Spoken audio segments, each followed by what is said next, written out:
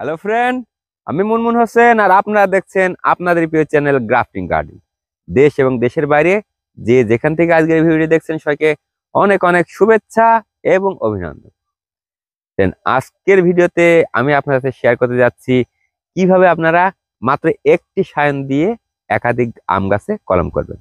তাহলে বুঝতেই পাচ্ছেন ভিডিওটি অত্যন্ত অত্যন্ত গুরুত্বপূর্ণ, তাই অবশ্যই সমস্ত ভিডিওটা না টেনে দেখার চেষ্টা করবেন।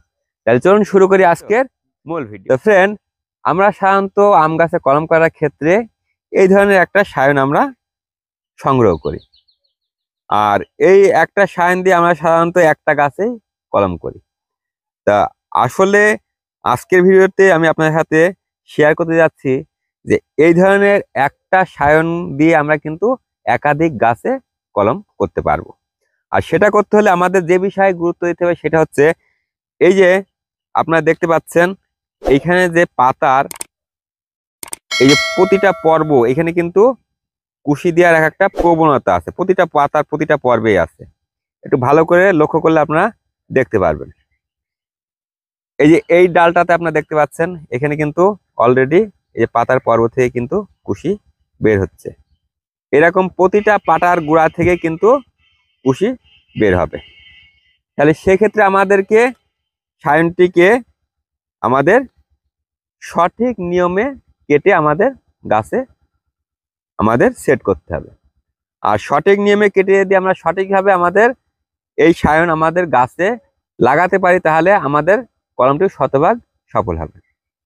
তো সেক্ষেত্রে আমাদের কি করতে হবে, আমাদের এই ধরনের ডাল যদি আমরা পাই, এই ধরনের ডালগুলো যদি আমরা সংগ্রহ করি সায়ন হিসাবে, সেক্ষেত্রে এই যে দেখতে পাচ্ছেন একটা দুইটা তিনটা চারটা, এই জায়গাটাতে আমরা একটা কাট দিব, দিলে এখানে কিন্তু এটা আমরা একটা সায়ন হিসাবে ব্যবহার করতে পারবো। অনুরূপভাবে আমরা কিন্তু এই যে এখানে একটা দুইটা তিনটা চারটা আছে, আমরা চাইলে এইখানেও একটা কাট দিয়ে আমরা এটাকেও আর একটা সাইন হিসাবে ব্যবহার করতে পারবো। পাশাপাশি কিন্তু এই যে দেখতে পাচ্ছেন আপনারা, এটাকেও কিন্তু আমরা সাইন হিসাবে ব্যবহার করতে পারবো। তো ফ্রেন্ড, এখন আমরা এটাকে কিভাবে সাইন হিসাবে ব্যবহার করতে পারবো এবং কিভাবে সাইন হিসাবে ব্যবহার করব সেইটাই এখন আমি আপনাদের সাথে শেয়ার করব। তো ফ্রেন্ড, সায়ন সংগ্রহ করার পরপরই যে গুরুত্বপূর্ণ কাজটা করতে হবে সেটা হচ্ছে এই পাতাকে আমাদের যত দ্রুত সম্ভব আমাদেরকে কাটতে হবে।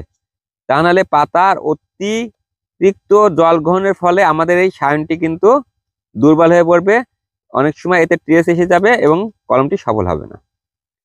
তো ফ্রেন্ড, আপনারা দেখতে পাচ্ছেন যে এখন আমরা আমাদের সায়নটির পাতাগুলা কেটে নিয়েছি এবং এই সায়নটিকে এখন আমরা আমাদের এই গাছে কলম করার জন্য আমরা এখন এটাকে রেডি করব। তো সেক্ষেত্রে আমরা এটাকে সুন্দরভাবে এক পোষে কিছুটা অংশ আমরা কেটে নিব। এভাবে সুন্দরভাবে এক পোষে কাটবো। আপনারাও এভাবে সুন্দরভাবে এক পোষে কাটবেন। অনুরূপভাবে এই পাশেও কিছুটা অংশ আমরা এভাবে কেটে নিব। এইভাবে সুন্দরভাবে আমরা কেটে নিব।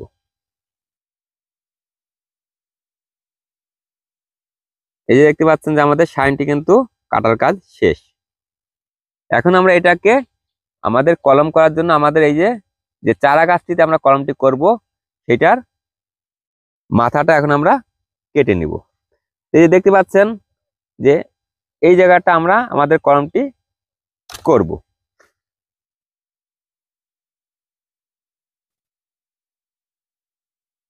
এখন আমরা এই যে দেখতে পাচ্ছেন এই যে ছাল এবং মাঝ, এই যে যে অংশটা, এটা হচ্ছে ক্যাম্বিয়াম লেয়ার। এখানে ছালের অংশ এবং কাঠের অংশের মাঝে যে পিচ্ছিল অংশটা, এটা হচ্ছে ক্যাম্বিয়াম লেয়ার। এই লেয়ারটাতে আমাদের এই সায়নটিকে সঠিকভাবে বসাতে হবে।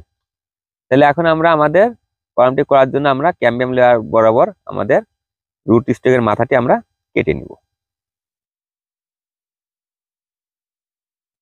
দেখেন, রুট স্টকের মাথাটি কাটার পর এই যে আমাদের যে সাইনটি আমরা রেডি করেছিলাম সেটাকে আমরা এবার সুন্দরভাবে একটা পাশ মিল করে আমরা বসিয়ে দিব।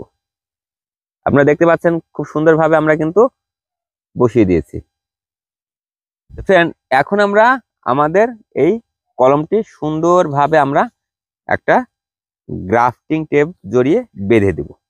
তো এক্ষেত্রে আপনাদের বাড়িতে যে সমস্ত পাতলা পলিথিন আছে এগুলাকেও কিন্তু আপনারা গ্রাফটিং টেপ হিসাবে ব্যবহার করতে পারবেন। এইভাবে সুন্দরভাবে আপনারা আপনাদের কলমটি বেঁধে দেবেন। তো ফ্রেন্ড, অনুরূপ ভাবে এই যে আপনারা দেখতে পাচ্ছেন এটাকেও এখন আমরা সাইন হিসাবে ব্যবহার করব। তো সেক্ষেত্রে আমরা এটাকে আবার সুন্দরভাবে এইভাবে মসৃণ করে একটা পাশ সুন্দরভাবে কেটে নিব। এভাবে সুন্দরভাবে কেটে নিব। অনুরূপ ভাবে এই পাশেও কিন্তু একটা পাশ আমরা এইভাবে কেটে নিব। আপনারাও ঠিক এভাবে সুন্দরভাবে এভাবে একটা পাশ, দুইটা পাশই কিন্তু আপনারা এভাবে সুন্দরভাবে কাটবেন। কোনো ধরনের ঘষা মাজা যেন না হয়। যদি কোনো কারণে সায়ন অমসৃণ হয় সেক্ষেত্রে একটু উপরে বাঁধিয়ে আবার কাটবেন।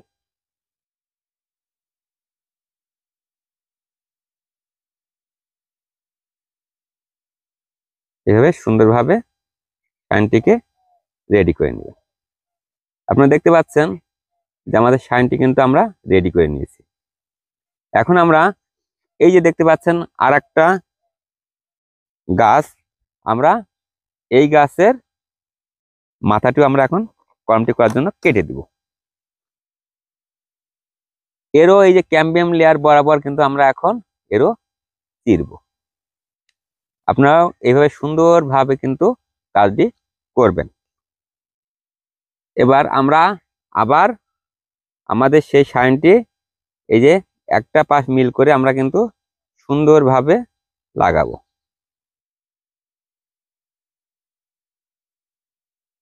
আপনারা কিন্তু এইভাবে সুন্দরভাবে এইভাবে একটা পাশ মিল করে দিবেন। এখন আমরা কলমটি গ্রাফটিং টেপ দিয়ে সুন্দরভাবে জড়িয়ে বেঁধে দিব।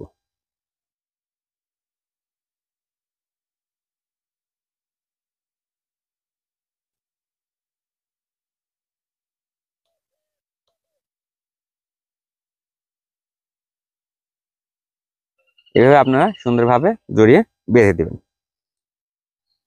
তো ফ্রেন্ড, এই যে দেখতে পাচ্ছেন আর একটা সায়ন, এটাকেও এখন আমরা আমাদের কলম করার জন্য আমরা রেডি করব। সেক্ষেত্রে এইভাবে আপনারা সুন্দরভাবে মসৃণভাবে এক পোষে সুন্দর করে কাটবেন। সায়ন কাটার সময় কোনো ধরনের ঘষা মাজা কিন্তু আপনারা করবেন না। প্রয়োজনে যদি ঘষা মাজা প্রয়োজনে যদি সায়ন সমান না হয় সেক্ষেত্রে উপর থেকে এইভাবে একটানে কাটবেন। এভাবে সুন্দরভাবে একটানে কাটবেন। এভাবে একটানে কাটবেন।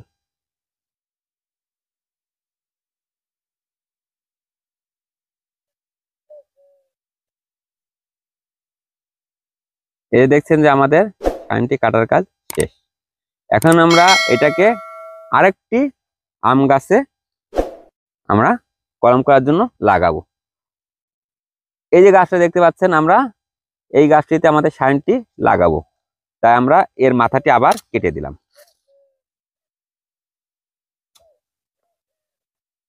এবং সায়নটিকে আমরা সেই ক্যাম্বিয়াম বরাবর চিরেই কিন্তু আমরা লাগাবো।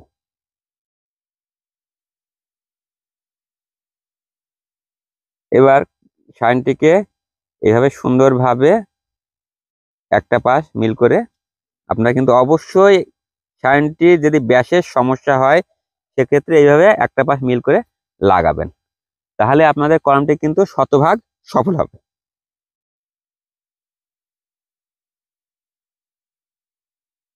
আর গ্রাফটিং টেপ দিয়ে জড়িয়ে বাঁধার সময় অবশ্যই কিন্তু লক্ষ্য রাখবেন জড়ানোর সময় সাইনটি যেন কোনো অবস্থাতে তার স্থান পরিবর্তন না করে এবং সুন্দরভাবে সঠিক নিয়মে জড়াবেন, যাতে করে এই যে এইভাবে জড়ালে এর আর্দ্রতাটা ঠিক থাকবে এবং আমাদের কলমটি শতভাগ সফল হবে।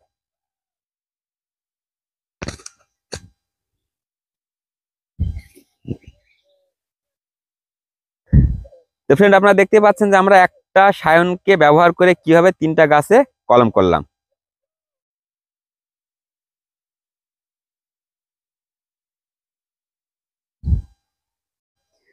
তো ফ্রেন্ড, আপনারা খুব সহজেই কিন্তু একটা সায়নকে সঠিক নিয়ম মেনে কিন্তু একাধিক গাছে আপনারা কলম করতে পারবেন।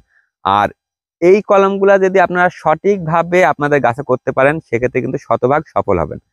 ফলে আপনারা কলম করার জন্য যে সঠিক সায়নের অভাবটা আপনারা লক্ষ্য করেন, এই অভাবটা কিন্তু আপনাদের আর থাকবে না। তাহলে ফ্রেন্ড, এই ছিল আজকের ভিডিওটি ভালো লেগে থাকলে অবশ্যই লাইক করবেন, বন্ধুর সাথে শেয়ার করবেন, আর আপনাদের মতামত কোনো কিছু জানতে হলে অবশ্যই কমেন্ট করবেন। আর যারা আমার চ্যানেলটি এখনো সাবস্ক্রাইব করেননি অবশ্যই সাবস্ক্রাইব করবেন। আবার দেখা হবে পরবর্তী ভিডিওতে। সে পর্যন্ত ভালো থাকুন, সুস্থ থাকুন। ধন্যবাদ।